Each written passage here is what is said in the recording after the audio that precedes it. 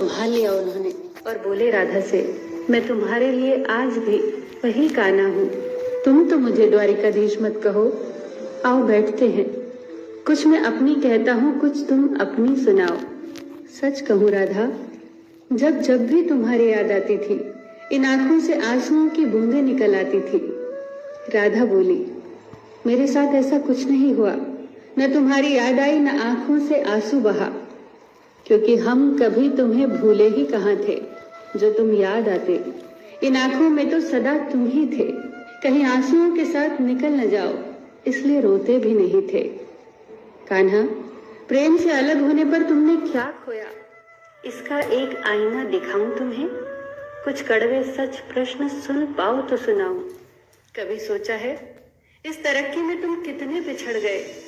यमुना के मीठे पानी से जिंदगी की शुरुआत की और समुद्र के खारे पानी तक पहुंच गए।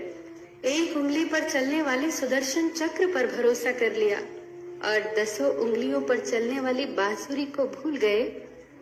कान्हा, जब तुम प्रेम से जुड़े थे तो जो उंगली गोवर्धन पर्वत उठाकर लोगों को विनाश से बचाती थी, प्रेम से अलग होने पर वही उंगली क्या क्या रंग दिखाने लगी। सुदर्शन चक्र उठाकर विनाश के काम आने लगी। कान्हा और द्वारिकाधीश में क्या अंतर होता है बताऊं? कान्हा होते तो तुम सुदामा के घर जाते, सुदामा तुम्हारे घर नहीं आता। युद्ध में और प्रेम में यही तो फर्क होता है। युद्ध में आप मिटाकर जीतते हैं और प्रेम में आप मिटकर जीतते हैं। कान्हा, प्रेम में डूबा हुआ इंसान दुखी तो रह सकता है, पर किसी को दुखी नहीं कर सकता। आप तो कई कलाओं के स्वामी हो, स्वप्न दूरदृष्टा हो, गीता जैसे ग्रंथ के दाता हो, पर आपने ये क्या निर्णय लिया? आपने अपनी पूरी सेना कौरवों को सौंप दी और अपने आप को पांडवों के साथ कर लिया। सेना तो आपकी प्रजा थी, राजा तो पालक होता है, उसका रक्षक होता है। आप जैसे महाज्ञानी उस रथ को चला रहे थे जिस पर बैठा अर्जुन आपकी प्रजा को ही मार रहा था। अपनी प्रजा को मरते देख आप में करुणा नहीं जगी, क्योंकि आप प्रेम से शून्य हो चुके थे।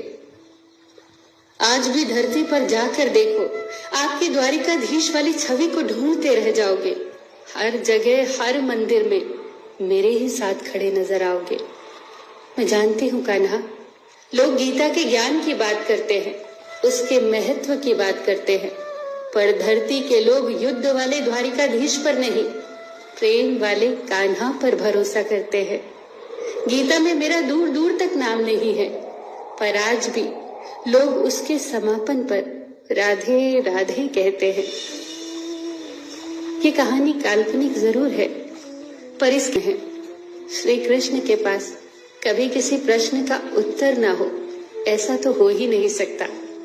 परंतु राधा द्वारा लगाए गए प्रश्न चिन्हों पर कान्हा मौन रहे। यही तो है प्रेम में समर्पण का भाव। पराक्रम में हमें हर किसी को हराना होता है, तब भी हम जीत कर भी हार जाते हैं, परंतु प्रेम में एक ही कईयों का दिल जीत लेता है। सही कहा है कि छोटी सी उंगली पर पूरा गोवर्धन पर्वत उठाने वाले भगवान श्री कृष्ण छोटी सी बांसुरी को दोनों हाथों से पकड़ते थे। फिर मिलेंगे दोस्तों।